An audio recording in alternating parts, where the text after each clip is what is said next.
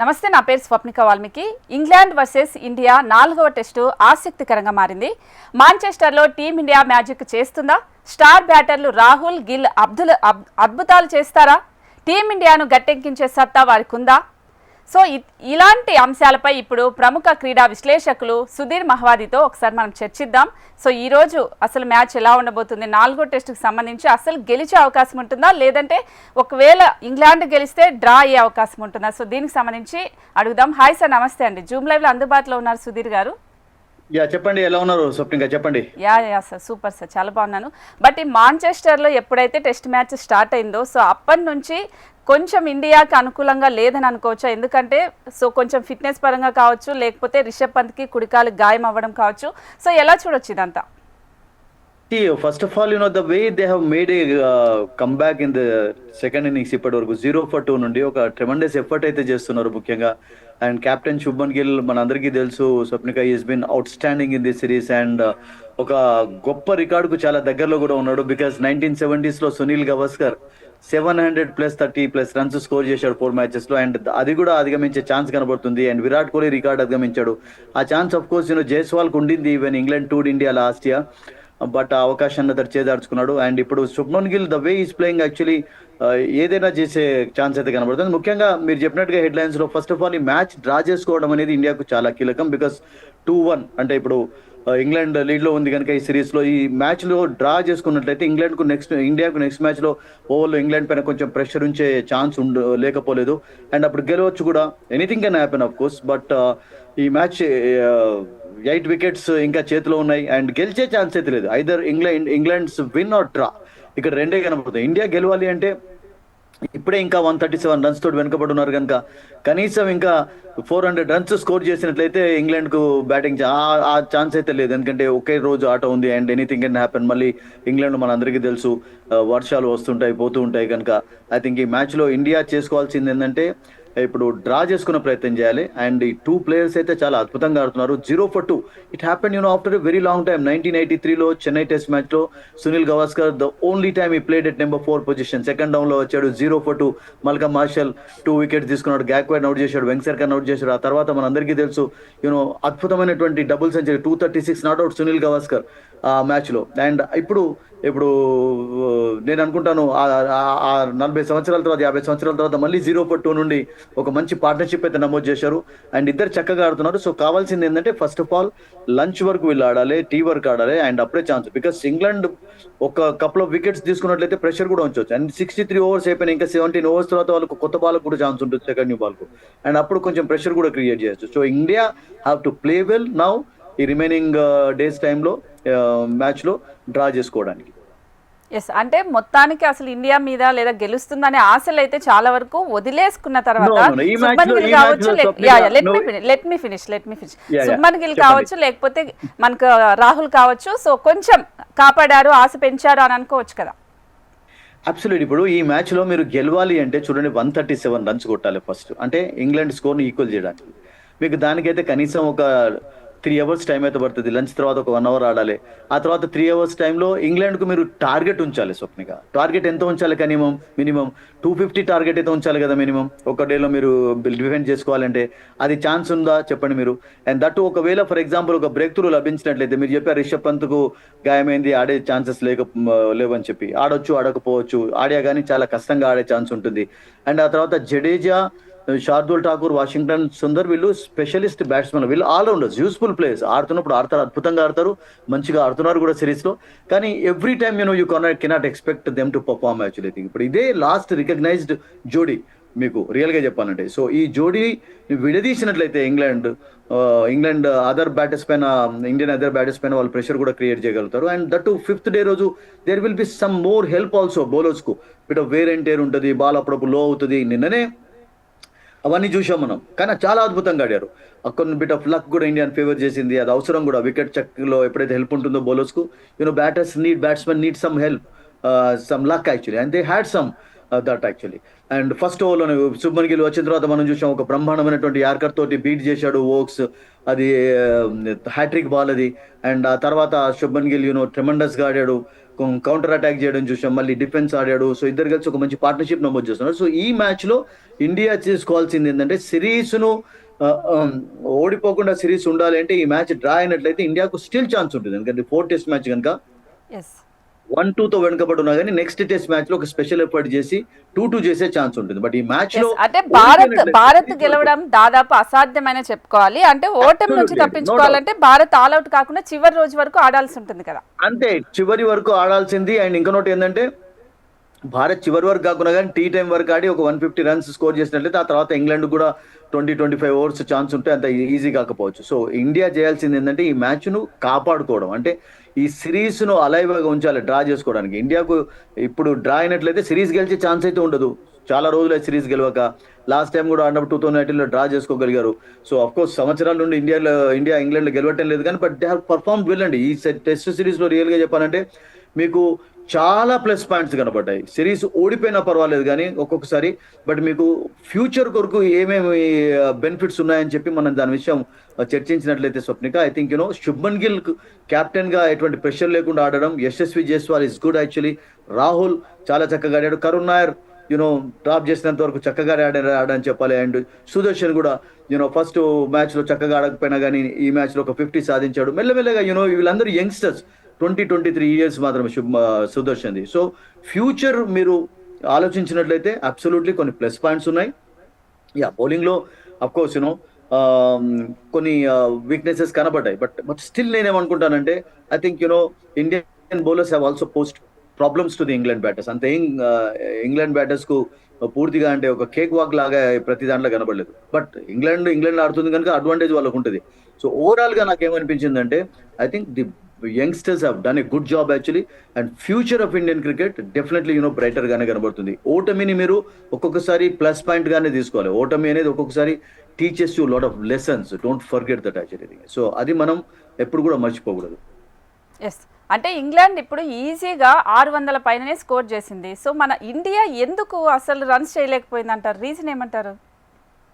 చూడండి, ఇండియా ఈ మ్యాచ్ లో అంటున్నారు, ఈ మ్యాచ్ లో ఫస్ట్ ఇన్నింగ్స్ లో నేను అనుకుంటాను అంత బ్యాడ్ స్కోర్ ఏం కాదు. 358 అనేది it's not a bad score. Real గా చెప్పాలంటే ఇంగ్లాండ్ కండిషన్స్ లో 350 స్కోర్ చేసినట్లయితే మీరు you can put pressure. But కొంచెం బౌలర్స్ నిజంగానే మీరు అన్నట్టుగా స్వప్నిక ఈ మ్యాచ్ లో కొంచెం డిసప్పాయింటింగ్ పర్ఫార్మెన్స్ కనబడతారు. బుమ్రా స్టార్టింగ్ లో అంత పెద్ద ఎఫెక్టివ్ గా కనబడలేదు. సిరాజ్ ను కొంచెం రన్స్ స్కోర్ చేయలేదు. అండ్ కొత్త బౌలర్ కాంబోజ్ తోటి బౌలింగ్ చేయించడం అనేది అది కొంచెం వర్కౌట్ కాలేదని చెప్పి చాలా మంది ఎక్స్పెక్ట్ చేస్తున్నారు. బట్ ఐ థింక్ కెప్టెన్ కూడా కొన్ని ఆప్షన్స్ ఉంటాయి. ఒక యంగ్స్టర్ అతను మూవ్ చేస్తాడు కనుక న్యూ బాల్ ఇవ్వడమే మంచిదని అనుకున్నాడు. ఒక్కొక్కసారి వర్కౌట్ కాదు.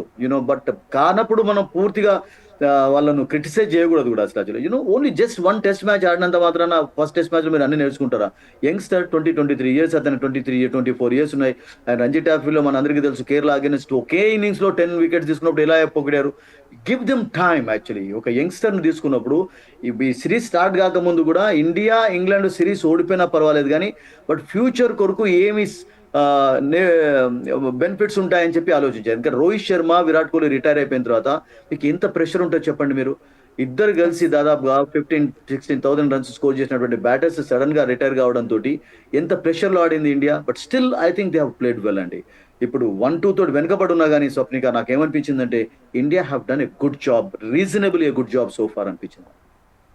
అంటే బట్ చాలా మంది విశ్లేషకులు కావచ్చు, క్రికెట్ ప్రేమికులు కావచ్చు, అసలు ఐపీఎల్లో ఉన్న వాళ్ళని టెస్ట్ ఆడడానికి ఎలా పంపిస్తారు అనే ఒక క్వశ్చన్ అయితే చేస్తున్నారు సార్. దీనికి ఏం చెప్తారు? మీరు చెప్పండి, ఈ సవాల్ మీరే ఆన్సర్ ఇవ్వండి నాకు. శుభ్మన్ గిల్ ఐపీఎల్ నుంచి రాకుంటే రంజీ ట్రోఫీ పర్ఫార్మెన్స్ తో వచ్చాడా? జైస్వాల్ ఐపీఎల్ తో రాకుంటే రంజీ ట్రోఫీ పర్ఫార్మెన్స్ తో వచ్చారు. ఇప్పుడు రంజీ ట్రోఫీలో ఆడిన వాళ్ళని తీసుకుంటున్నారు ఎవరన్నా? అది పుజారాతో ఎండ్ అయిపోయింది నేను అనుకుంటాను. ఇప్పుడు ఎవరైనా కానీ మీకు మెయిన్ మెజర్మెంట్ ఏది తీసుకుంటారు? ఐపీఎల్ ఆడడం అని. ఇప్పుడు సౌరవ్ నుంచి కూడా అంత పేరు తెచ్చుకుంటున్నాడంటే ఏమన్నా డొమెస్టిక్ క్రికెట్ తోట 15 ఇయర్స్ లోనే అతడు సెంచరీ సాధించడం. అంటే బాగా ఆడి ఉండింటే ఈ క్వశ్చన్ వచ్చేది కాదు. సో ఆడకపోవడం వల్ల ఈ క్వశ్చన్ వస్తుంది. అంటే చెత్త రికార్డ్ క్రియేట్ చేశారు. బాగా ఆడలేదని మనం అనుకుంటాం, ఇండియా బాగా ఆడలేదని అనుకుంటున్నాం. అది దే హావ్ రీజనబుల్ గా మంచిగానే ఆడారండి. మీకు పూర్తిగా 3 టెస్ట్ మ్యాచెస్ ఏం ఓడిపోలేదు. ఫస్ట్ మ్యాచ్ ఓడిపోయిన తర్వాత దెక్కేమే made tremendous come. Third test match లో కూడా మీరు చూడండి ఇట్ వాజ్ 22 రన్స్ తోటి ఓడిపోవడం అనేది అది నేను అనుకుంటాను లక్ అక్కడ ఫేవర్ చేయలేదు.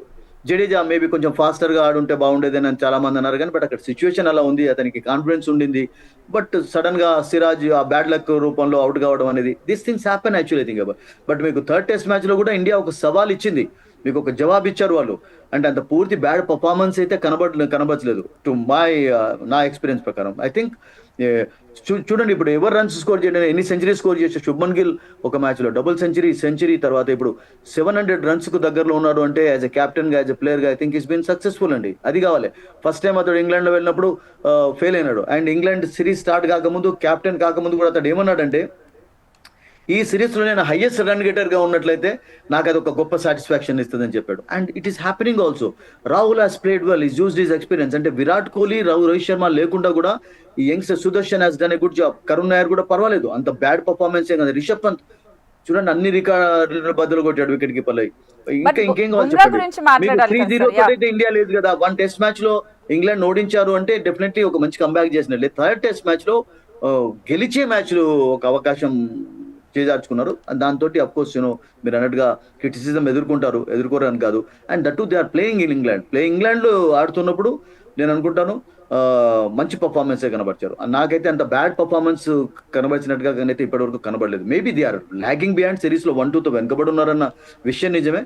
అండ్ ఈ మ్యాచ్ లో మీరు అన్నట్టుగా ఓడిపోయినట్లయితే అప్పుడు అఫ్ కోర్స్ మనం టోటల్ గా ఇంగ్లాండ్ సిరీస్ గెలిచి ఉంటుంది కనుక అప్పుడు then we can talk about some issues actually. But still I think 0-2 నుండి ఇప్పుడు 170+2 అనేది I think it's a good comeback actually. I mean they are actually playing a good cricket now. Rahul and Shubman Gill వీళ్ళిద్దరి పైన ఆధారపడి ఉంటుంది.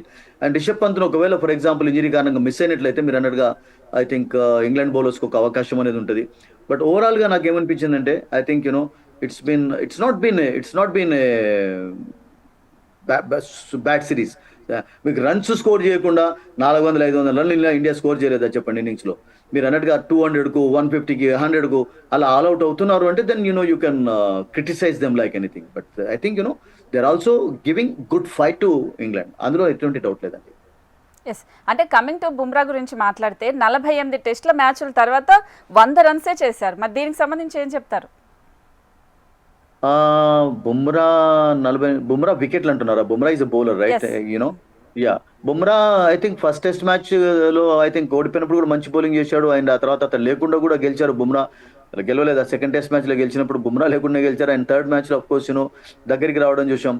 అండ్ యాజ్ అ బ్యాటర్ గా కూడా అప్పుడప్పుడు మీరు అన్నట్టుగా కొన్ని రన్స్ స్కోర్ చేస్తుంటాడు.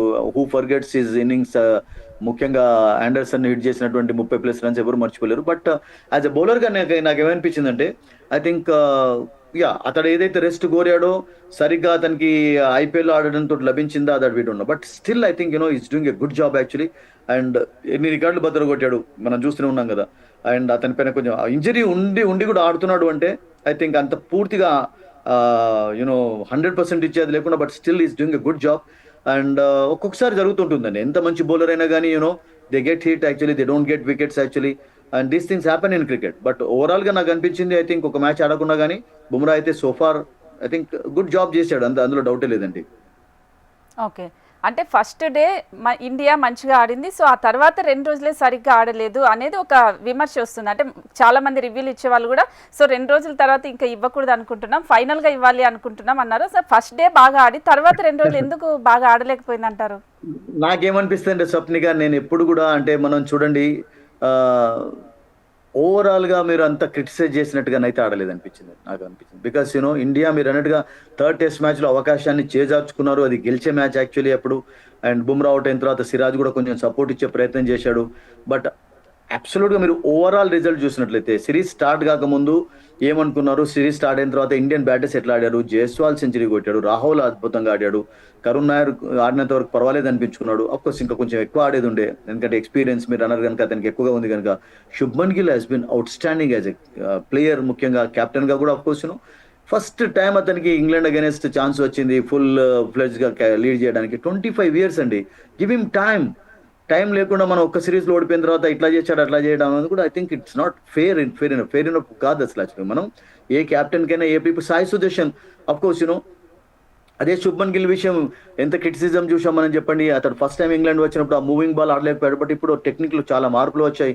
రన్స్ స్కోర్ చేస్తున్నాడు, వికెట్ పైన నిలబడుతున్నాడు. యూనో ఇంకేం కావాలి. ఈవెన్ సుదర్శన్ కూడా నేను అనుకుంటాను next time England tour India చేసినప్పుడు అప్పటి వరకు అతనికి ఛాన్సెస్ వస్తూ ఉన్నట్లయితే he can become a better player. Rahul చక్కగా ఆడుతున్నాడు. రిషబ్ పంత్ ఎప్పుడు కూడా యాజ్ ఎ వికెట్ కీపర్ బ్యాటర్గా ఇంగ్లాండ్ ప్రతిసారి అద్భుతంగా ఆడడం చూసాం. Jadeja taking some wickets and scoring runs actually you know ఏది నాకైతే పూర్తిగా అంటే మైనస్ లాగా టోటల్గా కనబడలేదు.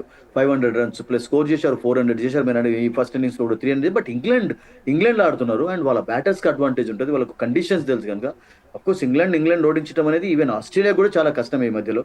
అటువంటి వాళ్ళకు పర్ఫార్మర్స్ ఉన్నారు అసలు యాక్చువల్గా. అండ్ వాళ్ళ బ్యాటర్స్ కూడా రూట్ ఎంత అద్భుతంగా ఆడుతున్నాడు, డకెట్ ఎట్లా ఆడుతున్నాడు, టాప్ ఆర్డర్లో క్రాలీ ఎట్లా ఆడుతున్నాడు మనం చూసాం కదా. ఈవెన్ లాస్ట్ మ్యాచ్లో కూడా వాళ్ళు గెలవడానికి మనం చూసాం అసలు యాక్చువల్లీ లాస్ట్ మ్యాచ్లో వాళ్ళ పార్ట్నర్షిప్పే ఓపెనింగ్ వాళ్ళకు హెల్ప్ఫుల్గా ఉండేది. సో ఇప్పుడు ఇండియా ఈ మ్యాచ్ను గెలిచే ఛాన్స్ లేదు కనుక they have to try of course very hard to save this test match. And save చేసుకున్నట్లయితే నెక్స్ట్ మ్యాచ్లో ఛాన్స్ ఉంటుంది. బట్ ఓడిపోయినట్లయితే అఫ్ కోర్స్ ఇంగ్లాండ్ సిరీస్ గెలిచి ఉంటుంది కనుక అప్పుడు ఇండియా పైన అఫ్ కోర్స్ మీరు అన్నట్టుగా డెఫినెట్లీ ప్రెషర్ ఉంటుంది ఓల్డ్ టెస్ట్ మ్యాచ్లో. So no doubt. Yes Sudhir, అంటే ఇప్పుడు ఒకవేళ డ్రా అవ్వాలి అన్నా కూడా రాహుల్ వచ్చి 87 రన్స్ చేయాలి, శుభ్మన్ గిల్ 78 రన్స్ చేయాలి, అంటే ఎక్కువసేపు క్రీజ్లో ఉండాల్సి ఉంటుంది. సో అలా ఉండే అవకాశం ఉంటుందంటారా? వై నాట్ అండి. రాహుల్ కా టెక్నిక్ ఉంది. Rahul is known for technically correct batsmen అతను. అండ్ అట్లాగే శుభ్మన్ గిల్ కూడా చాలా ఇంప్రూవ్మెంట్ కనబడింది. అతని టెక్నిక్లో ఎక్కువ లోపాలు కనబడటం లేదు. ఆ మూవింగ్ బాల్ను చక్కగా బ్యాట్ అండ్ ప్లాన్ క్లోజ్గా తీసుకొచ్చి ఆడుతున్నాడు. అండ్ మంచి ఫ్రంట్ ఫుట్గా బ్రహ్మలో స్ట్రోక్స్ చూస్తున్నాం. And is really playing well. And ఇంత మంచి ఫామ్లో ఉన్నప్పుడు నేను అనుకుంటాను మనం స్టార్టింగ్లో అనుకున్నట్టు స్వప్నిక లంచ్ వరకు వీళ్ళిద్దరు ఆడి ఆ తర్వాత లంచ్ తర్వాత ఒక 1 hour ఆడినట్లయితే ఐ థింక్ డ్రాక్ అయితే ఛాన్సెస్ ఉంటాయి. గెలిచే ఛాన్సెస్ మర్చిపోండి. ఎందుకంటే మనం స్టార్టింగ్లో అనుకున్నట్టుగా ఇండియా గెలవాలంటే ఫస్ట్ 137 డెఫిసిట్ను వాళ్ళు అధిగమించాలి. ఆ 137లో 7 వికెట్స్ కూడా పడిపోవచ్చు. ఒకే సెషన్లో 7 వికెట్స్ కూడా పడిపోవచ్చు. ఎందుకంటే కొత్త బాల్ దగ్గరలో ఉంది వాళ్ళకు. సో కొత్త బాల్ వచ్చిందంటే 5th day definitely bit of స్టార్టింగ్లో మనం చెప్పుకున్నట్టుగా వేర్ అండ్ టేర్ ఉంటుంది కనుక బౌలర్స్కు మోర్ హెల్ప్ఫుల్ కండిషన్స్ ఉంటాయి అండ్ బ్యాటర్స్కు స్ట్రగుల్ ఎక్కువగా ఉంటుంది. So I think batters job కొంచెం డిఫికల్ట్ ఏనండి, no doubt about. Even test match save చేసుకోవడం అనేది కూడా ఒక uphill task at the moment ఇప్పుడు ఇండియాకు ఉంది, నో డౌట్. దాన్ని మనం కాదండి.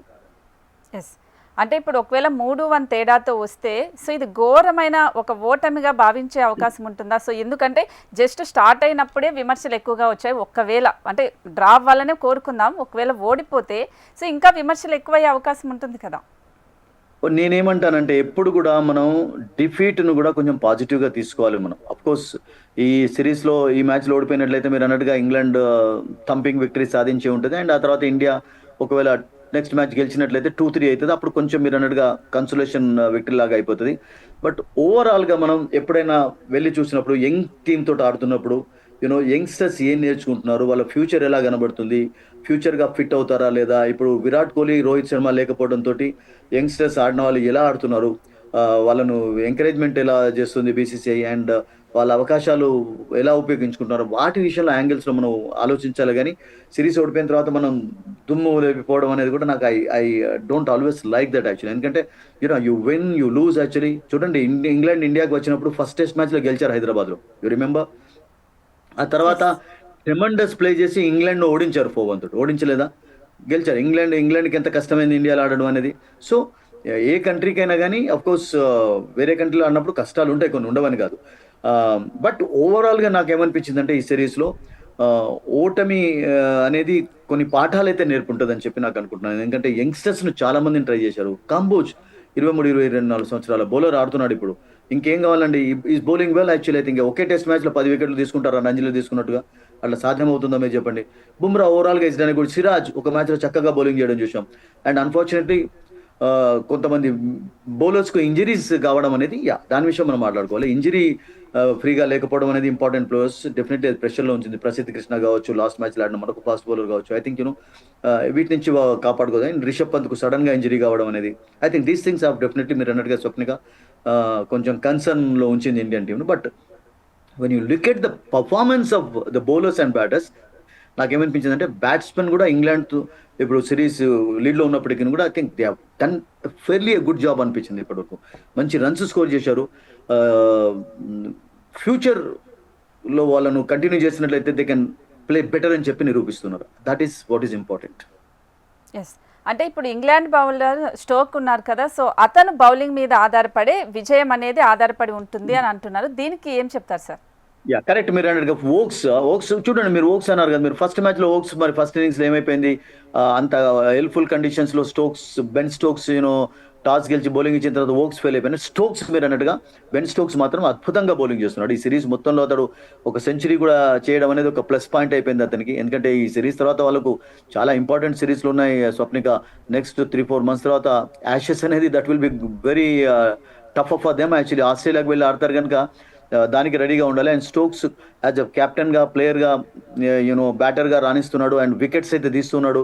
అండ్ చాలా మంచి ప్లస్ పాయింట్. ఎందుకంటే ఇప్పుడు ఈ సిరీస్ స్టార్ట్ కాకముందు మీరు అన్నట్టుగా ఈవెన్ ఐపీఎల్ లో కూడా మనందరికీ తెలుసు, ఇంక్లూడ్ చేసిన తర్వాత ఆడకపోవడం, తర్వాత ఇంజరీ కావడం అతన్ని, అండ్ ఆ తర్వాత ఆడుతున్నప్పుడు ఒక బ్యాటర్ గానే ఆడతాడు అని చెప్పి మిచెల్ మార్ష్ ఆస్ట్రేలియా లాగా బౌలింగ్ చేసే ఛాన్స్ ఉండదని we have seen all these things happening actually.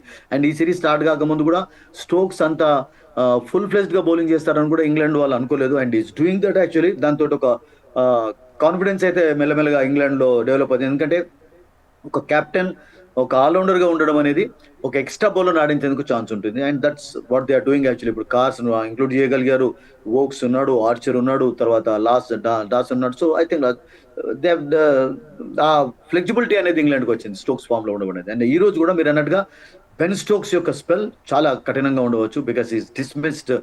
So వీళ్ళందరినీ అవుట్ చేయగలిగాడు ఈ సిరీస్ లో. అండ్ శుభ్మన్ గిల్ కూడా కొంచెం ఇబ్బంది పెట్టగలిగాడు.